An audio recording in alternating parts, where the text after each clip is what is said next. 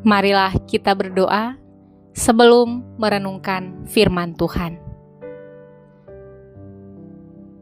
Kepadamu ya Tuhan Allah, kami memanjatkan syukur, pujian dan hormat untuk hari hidup yang Tuhan sertai.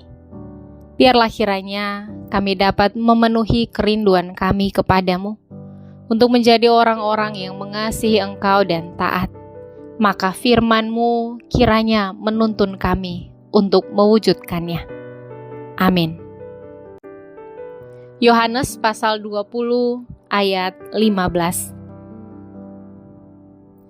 Kata Yesus kepadanya, "Ibu, mengapa engkau menangis? Siapakah yang engkau cari?" Maria menyangka orang itu adalah penunggu taman, lalu berkata kepadanya, "Tuan, jikalau Tuan yang mengambil dia, katakanlah kepadaku, di mana Tuan meletakkan dia, supaya aku dapat mengambilnya." Judul renungan hari ini, hindari sikap larut dalam kesedihan. Memahami dan menafsir ayat demi ayat perikop Injil Yohanes pasal 20 ayat 11 hingga 18 sangat menarik. Terdapat pertanyaan yang sama oleh malaikat Tuhan dan Yesus Kristus kepada Maria, yaitu, "Ibu, mengapa engkau menangis?" Masih dalam keadaan tidak mengenali suara Yesus Kristus, Maria berkata, "Tuan, jikalau Tuan yang mengambil dia, katakanlah kepadaku, di mana Tuan meletakkan dia, supaya aku dapat mengambilnya." Pikiran yang belum berubah tentang ketiadaan Yesus Kristus di dalam kubur dan menuduh orang yang dikira penunggu taman sebagai pencuri.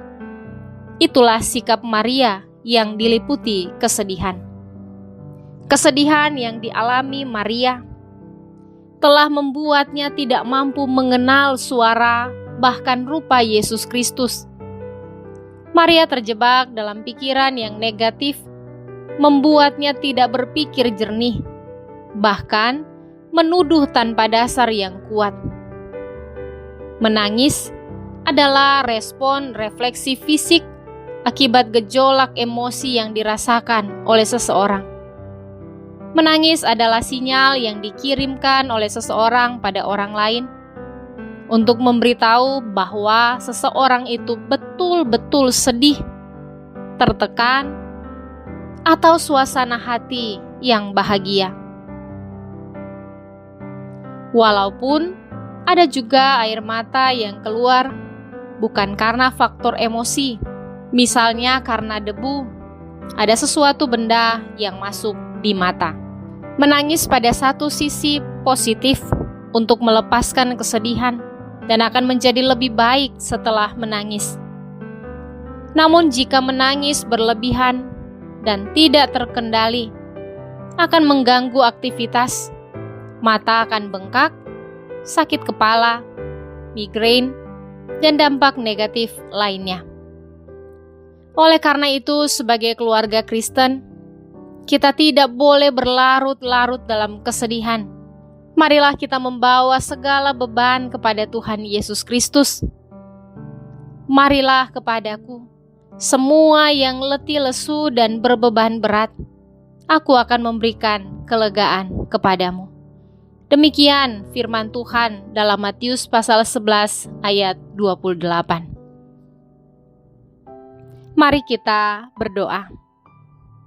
Ya Tuhan Allah penghibur sejati, hanya kepadamu kami menyerahkan beban-beban hidup kami. Kami memohon penghiburan dan sukacita yang daripadamu.